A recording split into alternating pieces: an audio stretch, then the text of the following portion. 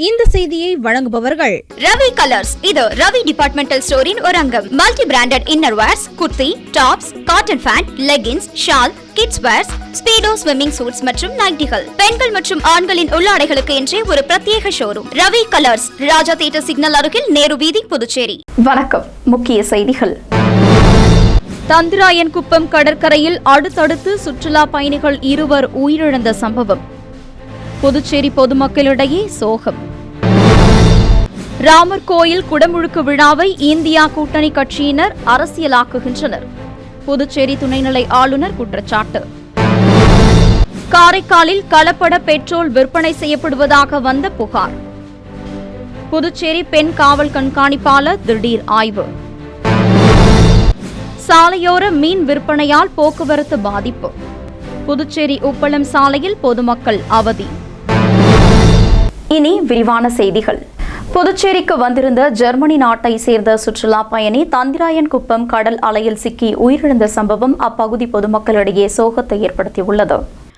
Germany நாட்டை சேர்ந்த 77 வயது வால்கர், இவரது மனைவி ஐடி. ஜெர்மனி நாட்டில் பர்னிச்சர் வியாபாரம் செய்து வரும் இந்த தம்பதியினர் கடந்த 30 ஆண்டுகளுக்கு முன்பு புதுவை அரவிந்தர் ஆசிரமம், ஆரோவில் உள்ளிட்ட இடங்களில் தங்கியுள்ளனர். இங்குள்ள தமிழ் கலாச்சாரம் அவர்களை ஈர்க்கவே அடிக்கடி ஜெர்மனியில் இருந்து புதுச்சேரிக்கு வந்து 3 மாதம் முதல் 6 மாதம் வரை தங்கியுள்ளனர். கடலில் குளிப்பதை ஆர்வமாக கொண்ட வால்கர் காலை மாலை வேளையில் கடலில் குளித்து நீச்சல் அடிப்பது இவரது பழக்க வழக்கங்களில் ஒன்றாக இருந்து வந்துள்ளது. தமிழ் கலாச்சாரத்தில் அதிக ஈடுபாடு கொண்ட இந்த தம்பதியினர் ஆரோவில் மற்றும் புதுச்சேரியில் நடக்கும் தமிழ் கலாச்சார விழாக்களில் ஆர்வத்துடன் பங்கேற்று வழிபாட்டு தலங்களுக்கும் சென்று வருவதை வாடிக்கையாக கொண்டிருந்தனர். இந்நிலையில் 1978ஆம் ஆண்டு இந்த தம்பதியினருக்கு புதுச்சேரியில் பிறந்த ஆண் குழந்தைக்கு கோவிந்தன் என பெயரிட்டுள்ளனர்.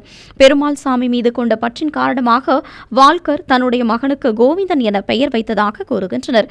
அடிக்கடி தந்திராயன்குப்பம் கடற்கரை பகுதிக்கு வந்து செல்லும் பொழுது அந்த பகுதியில் கெஸ்ட் ஹவுஸ் நடத்தி வரும் முருகன் குடும்பத்தினருடன் நட்பு ஏற்பட்டு அவ்வப்போது வால்கர் தம்பதியினர் குடும்பத்தினரோடு புதுவைக்கு வரும்போது தந்திராயன்குப்பத்தில் உள்ள முருகன் என்பவரது கெஸ்ட் ஹவுஸில் தங்குவதை வாடிக்கையாக வைத்துள்ளனர். இந்நிலையில் தான் வால்கர் அவரது மனைவி ஐடியின் ஆசைப்படி இவர்களது மகனான கோவிந்தனுக்கு முருகனின் தங்கையான அம்முவை சட்டப்படி திருமணம் பெற்ற நிலையில் கோவிந்தனும் அம்முவும் ஜெர்மனியில் வசித்து வருகின்றனர். இந்நிலையில் கடந்த சில நாட்களுக்கு முன்பு வால்கர் மற்றும் அவரது மனைவி ஐடி இருவரும் புதுச்சேரியில் வந்து தந்திராயன்குப்பத்தில் தங்கியுள்ளனர்.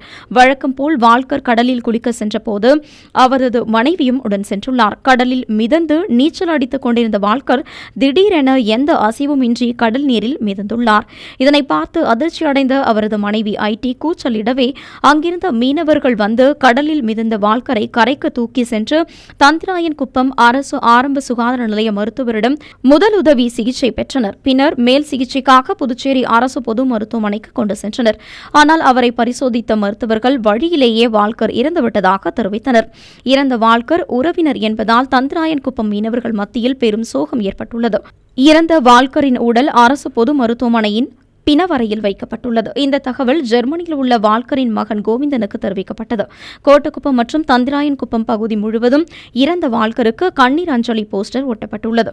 மேலும் வால்கரை ஆரோவில் அல்லது புதுச்சேரி அரவிந்தர் ஆசிரமம் இடத்தில் நல்லடக்கம் செய்ய அவரது உறவினர்கள் முயற்சி மேற்கொண்டு வருவது குறிப்பிடத்தக்கது.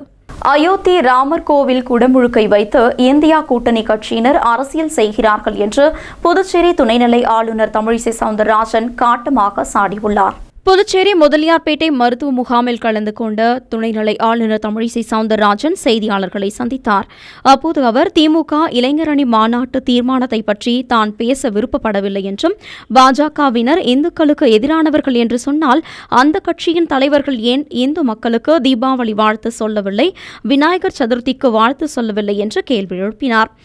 இதிலிருந்து இந்து மக்களுக்கு எதிரானவர்கள் யார் என்பதை பொதுமக்கள் புரிந்து இருக்கிறார்கள் என்று தெரிவித்தார். 500 ஆண்டு காலமாக எதிர்பார்த்த அயோத்தி ராமர் கோவில் கட்டப்பட்டுள்ளது. பிரதமர் நரேந்திர மோடி தமிழகத்தில் 3 நாட்கள் தங்கி தமிழகத்திலிருந்து நீரை எடுத்து சென்று அதன் மூலம் ராமர் கும்பாபிஷேகம் நடப்பது என்பது தமிழனுக்கு பெருமை. சரித்திர ரீதியாக ராமாயணத்தோடு தமிழகம் எந்த அளவுக்கு ஒத்துப்போகிறது என்பது மட்டுமல்லாமல் நிரூபிக்கப்பட்டுள்ளது என்பதை புரிந்து கொள்ள வேண்டும் என்று தெரிவித்தார். கோபேக் மோடி என்று சொன்னவர்கள்தான் தமிழகம் அந்த பிரதமரை வரவேற்கிறார்கள் என்றால் இதே அவர்களுடைய மாற்றம்தான் என்று தெரிவித்தார். ராமர் கோவில் குடமுழுக்கு விழாவை இந்தியா கூட்டணி கட்சியினர் அரசியலாக பார்க்கவில்லை என்றால் எதற்காக புறக்கணிக்க வேண்டும்?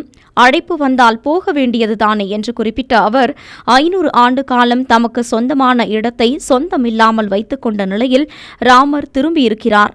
எந்த ராமனை வைத்து தமிழகத்தில் அரசியல் செய்யப்பட்டதோ அதே ராமன் தமிழகத்திற்கு வரப்போகிறான் என்று துணைநிலை ஆளுநர் தமிழிசை சவுந்தரராஜன் தெரிவித்துள்ளார். அரசியலா பார்க்கலன்னா ஏன் புறக்கணிக்கிறாங்க? அழைப்பு வந்தா போக வேண்டியது தானே. ஏன்னா அதை அரசியலாக பார்க்கிறார்கள். அதனால புறக்கணிப்பவர்களை பற்றி நாம கவலைப்பட வேணாம். இன்னைக்கு மக்கள் கோடியான மக்கள் ராமனை எதிர்த்து 500 ஆண்டு காலமாக தனக்கு சொந்தமான இடத்தை சொந்தமில்லாமல் ராமனை வைத்திருந்த ஒரு அவலம் மாறி இந்த சொந்த இடத்திற்கு ராமன் திரும்புகிறார். தமிழகத்திற்கும் ராமன் திரும்பி வருகிறார்.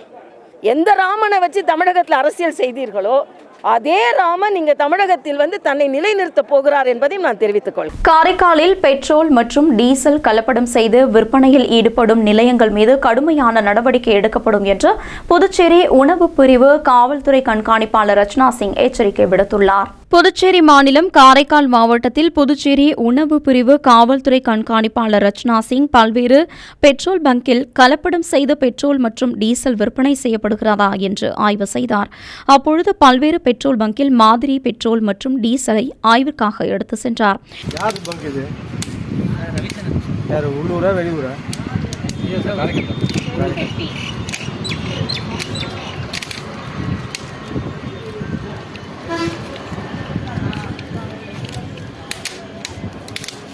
வணக்கம்.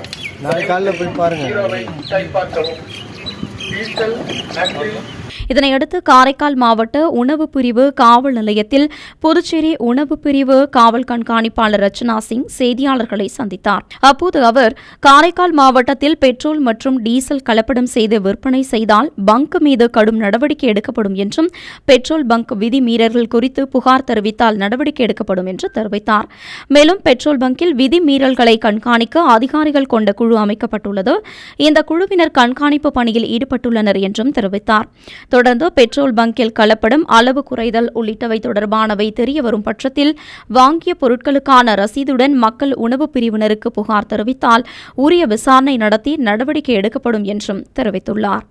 புதுச்சேரி உப்பளம் சாலையோரங்களில் மீன் விற்பனை செய்வதால் ஏற்படும் போக்குவரத்தை சரி செய்ய வேண்டும் என பொதுமக்கள் மற்றும் சமூக ஆர்வலர்கள் அரசுக்கு கோரிக்கை வைத்துள்ளனர்.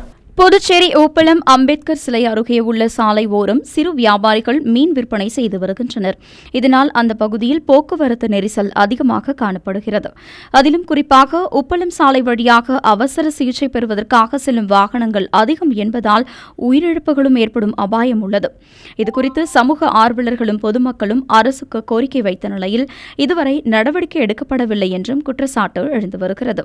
மேலும் விடுமுறை நாட்கள் மற்றும் வார இறுதி நாட்களில் கூட்ட நெரிசல் அதிகமாகவே காணப்படுகிறது. எனவே உடனடியாக அரசும் அதிகாரிகளும் மீனவர்கள் மீன் விற்பதற்கான மாற்று இடத்தை தேர்வு செய்து உப்பளம் சாலையை போக்குவரத்து நெரிசலில் இருந்து கட்டுப்படுத்த நடவடிக்கை எடுக்க வேண்டும் என்று தொடர்ந்து கோரிக்கை வைத்த வண்ணம் உள்ளனர் என்பது குறிப்பிடத்தக்கது. புதுச்சேரி முதலியார்பேட்டையில் பாஜக சார்பில் நடைபெற்ற இலவச மருத்துவ முகாமில் சிறப்பு அழைப்பாளராக துணைநிலை ஆளுநர் தமிழிசை சவுந்தரராஜன் கலந்து கொண்டு மருத்துவ முகாமினை துவக்கி வைத்தார். புதுச்சேரி முதலியார்பேட்டையில் பாஜக சட்டமன்ற உறுப்பினர் அசோக் பாபு ஏற்பாட்டின்படி மருத்துவ முகாம் நடைபெற்றது. மருத்துவ முகாமில் சிறப்பு அழைப்பாளராக புதுச்சேரி துணைநிலை ஆளுநர் தமிழிசை சவுந்தரராஜன் கலந்து கொண்டு மருத்துவ முகாமை தொடங்கி வைத்தார். முகாமில் இரத்த அழுத்தம், சர்க்கரை அளவு, சுவாசம் சம்பந்தப்பட்ட பிரச்சினைகள், தலை, கால், கை, காது சம்பந்தப்பட்ட பிரச்சினைகளுக்கு இலவச பரிசோதனைகள் செய்து ஆலோசனைகள் வழங்கப்பட்டு மருந்துகள் வழங்கப்பட்டது. நிகழ்ச்சியில் கலந்து கொண்ட துணைநிலை ஆளுநர் தமிழிசை சவுந்தரராஜன் மருத்துவர் தானாகவே மருத்துவ முகாமில் கலந்து கொண்ட நோயாளிகளுக்கு பரிசோதனைகள் செய்து சிகிச்சைக்கான ஆலோசனைகளை அளித்தார்.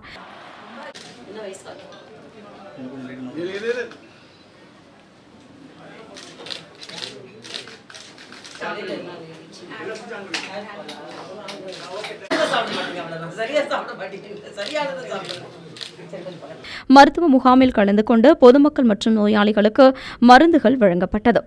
இந்த இலவச மருத்துவ முகாமில் அப்பகுதியைச் சேர்ந்த ஏராளமான பொதுமக்கள் கலந்து கொண்டு பயன்பெற்றனர். புதுச்சேரி பல்கலைக்கழகத்தில் PhD படிப்புகளுக்கு நுழைவுத் தேர்வில் இருந்து விலக்கு பெற்ற மாணவர்களிடமிருந்து விண்ணப்பங்கள் வரவேற்கப்படுவதாக பல்கலைக்கழகம் சார்பில் அறிவிக்கப்பட்டுள்ளது.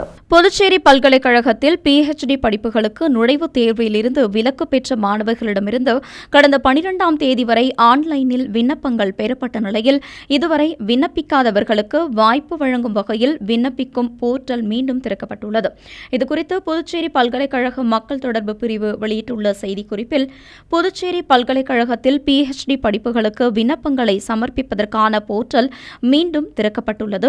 2023-2024 கல்வியாண்டு நுழைவுத் தேர்வு விலக்கு பெற்ற மாணவர்கள் பல்வேறு PhD படிப்புகளுக்கு ஆன்லைனில் விண்ணப்பிக்கலாம் என்று தெரிவிக்கப்பட்டுள்ளது. மேலும் விண்ணப்ப படிவத்தை சமர்ப்பிக்க வருகிற 30ஆம் தேதி கடைசி நாள் என்றும், மேலும் தகவலுக்கு புதுச்சேரி பல்கலைக்கழக இணையதளத்தை விண்ணப்பதாரர்கள் பார்வையிட்டு தெரிந்து கொள்ளலாம் என்றும் தெரிவிக்கப்பட்டுள்ளது. அயோத்தி ராமர் கோவிலில் நடைபெறவுள்ள கும்பாபிஷேகத்தையொட்டி புதுச்சேரியில் பாரம்பரிய பூஜை பொருட்கள் கண்காட்சியை புழங்க பொருள் சேகரிப்பாளர் காட்சிப்படுத்தியுள்ளார். அயோத்தியில் ராமர் கோவில் குடமுழுக்கு விழா ஜனவரி 22ஆம் தேதி திங்கட்கிழமை நடைபெறவுள்ளது. பெரும் எதிர்பார்ப்பை ஏற்படுத்தியுள்ள ராமர் கோவில் கும்பாபிஷேகத்தை முன்னிட்டு நாடு முழுவதும் பல்வேறு நிகழ்வுகள் நடத்தப்பட்டு வருகிறது. இதுபோல் பழமையை நினைவு கூறும் வகையில் புதுச்சேரியில் பாரம்பரிய பூஜை பொருட்களை தனது வீட்டில் பாரம்பரிய புழங்கு பொருள் சேகரிப்பாளரான ஐயனார் காட்சிப்படுத்தியுள்ளார். கருவடிக்குப்பம் சாமிப்பிள்ளை தோட்டத்தில் உள்ள தனது வீட்டில் ராமர், கிருஷ்ணர் சிலைகள், பூஜை கூடை, சொம்பு, தூபக்கால், நெய்வேத்திய பாத்திரங்கள் மற்றும் ஆரத்தி தட்டுகள் போன்ற பொருட்களை காட்சிப்படுத்தியுள்ளார். இதனை அந்த பகுதி மக்கள் வியப்புடன் பார்த்து ரசித்து செல்கின்றனர். அயோத்தி ராமர் கோவில் கும்பாபிஷேக விழா புதுச்சேரியில் உள்ள கோவில்களில் நேரடியாக ஒளிபரப்பு செய்ய ஏற்பாடுகள் செய்யப்பட்டுள்ளது. அயோத்தி ராமர் கோவில் கும்பாபிஷேகம் ஜனவரி 22ஆம் தேதி திங்கட்கிழமை நடைபெறவுள்ளது. அன்றைய தினம் தீபாவளியைப் போல் வீடுகளில் விளக்கேற்றி கொண்டாடுங்கள் என்று பாரத பிரதமர் நரேந்திர மோடி வேண்டுகோள் விடுத்துள்ளார். புதுவை மாநிலத்தில் ஜனவரி 22ஆம் தேதி பொது விடுமுறை விடப்பட்டுள்ளது. கும்பாபிஷேக நிகழ்ச்சிகளை புதுவையில் உள்ள பக்தர்கள் நேரடியாக காணும் வகையில் முக்கியமான கோவில்களில் நேரடியாக ஒளிபரப்ப வேண்டும் என்று முதலமைச்சர் ரங்கசாமி உத்தரவிட்டுள்ளார். அதன்படி புதுவை காந்தி வீதியில் உள்ள வரதராஜ பெருமாள் கோவிலில் ஜனவரி 22ஆம் தேதி காலை 9:30 மணிக்கு ஸ்ரீ ராமநாம சங்கீர்த்தனம், ராம கீர்த்தனைகள் நடைபெறும். தொடர்ந்து அயோத்தியில் நடைபெறும் ராமர் கோவில் கும்பாபிஷேகம் நேரடியாக ஒளிபரப்பு பட உள்ளது. இதேபோல் வேதபுரீஸ்வரர் கோவில், வில்லியனூர் திருக்காமேஸ்வரர் கோவில், திருக்காஞ்சி கங்கை வராக நதீஸ்வரர் கோவில், கோர்காடு ஸ்ரீ எல்லையம்மன் தேவஸ்தானம், மதிகிருஷ்ணாபுரம் பட்டாபிராமர் கோவில் உள்ளிட்ட பல்வேறு கோவில்களில் ஒளிபரப்பு செய்யப்பட உள்ளது. இதேபோல் பாரதிய ஜனதா கட்சி சார்பில் புதுவை பல்வேறு இடங்களில் அகன்ற திரையில் ஒளிபரப்ப ஏற்பாடுகள் செய்யப்பட்டுள்ளது. விழுப்புரம் மாவட்டம் கோட்டக்குப்பம் தந்திராயன்குப்பம் கடற்கரையில் ஆந்திர மாநிலத்தை சேர்ந்த இளைஞர் கடல் அலையில் சிக்கி உயிரிழந்த சம்பவம் பொதுமக்கள் மற்றும் சுற்றுலா பயணிகளிடம் பெரும் அதிர்ச்சியை ஏற்படுத்தியுள்ளது. விழுப்புரம் மாவட்டம் கோட்டக்குப்பம் அருகே தந்திராயன்குப்பம் கடற்கரை பகுதியில் ஜனவரி 20ஆம் தேதி ஜெர்மனி நாட்டை சேர்ந்த வால்கர் என்பவர் உயிரிழந்தார். இந்நிலையில் ஆந்திர மாநிலம் சித்தூர் மாவட்டத்தை சேர்ந்த நவீன் காவேரி என்ற இளைஞர் விடுமுறை நாட்களை கழிக்க நண்பர்களுடன் புதுச்சேரியை அடுத்த தந்திராயன்குப்பம் கடற்கரைக்கு வந்து நண்பர்களோடு கடற்கரையில் குளித்து விளையாடியுள்ளார். இந்நிலையில் ராட்சத அலையில் சிக்கி ஆந்திர மாநிலத்தை சேர்ந்த நவீன் என்ற வாலிபர் உயிரிழந்தார். இதுகுறித்து கோட்டக்குப்பம் காவல்துறையினர் வழக்கு பதிவு செய்து விசாரணை மேற்கொண்டு வருகின்றனர். மேலும் தந்திராயன்குப்பத்தில் அடுத்தடுத்து நடைபெற்ற உயிரிழப்புகள் அப்பகுதி மக்களிடையே பெரும் சோகத்தை ஏற்படுத்தியுள்ளது. அடுத்து வருவது புதுச்சேரியில் இன்றைய பெட்ரோல் மற்றும் டீசல் விலை விவரம். சர்வதேச சந்தையில் கச்சா எண்ணெய் விலை நிலவரத்திற்கேற்ப நாள்தோறும் பெட்ரோல், டீசல் விலை மாற்றி அமைக்கப்பட்டு விற்பனையாகி வருகின்றது. அதன்படி புதுச்சேரியில் 1 லிட்டர் பெட்ரோல் 96 ரூபாய் 16 காசுகளுக்கும், டீசல் 1 லிட்டர் 86 ரூபாய் 33 காசுகளுக்கும் விற்பனையாகி வருகின்றது. இனி புதுவையில் இன்றைய தங்கம் மற்றும் வெள்ளி விலை விவரம். இன்றைய தங்கம் வெள்ளி விலை விவரம். புதுவையில் இன்றைய தங்கம் வெள்ளி விலை விவரம் வழங்குபவர்கள் முத்து கோல்ட் ஹவுஸ், பாண்டிச்சேரி. தங்கம் 1 கிராம் 5780 ரூபாய். இன்றைய தங்கம் வெள்ளி விலை விவரம். வெள்ளி 10 கிராம் 760 ரூபாய். இத்துடன் செய்திகள் நிறைவடைந்தன. வணக்கம். புதுச்சேரி உங்கள் AMN TV செய்திகளை யூடியூபில் உடனுக்குடன் காண AMN TV பாண்டிச்சேரி சேனலை சப்ஸ்கிரைப் செய்யுங்கள். பெல் பட்டனை மறக்காமல் கிளிக் செய்யுங்கள்.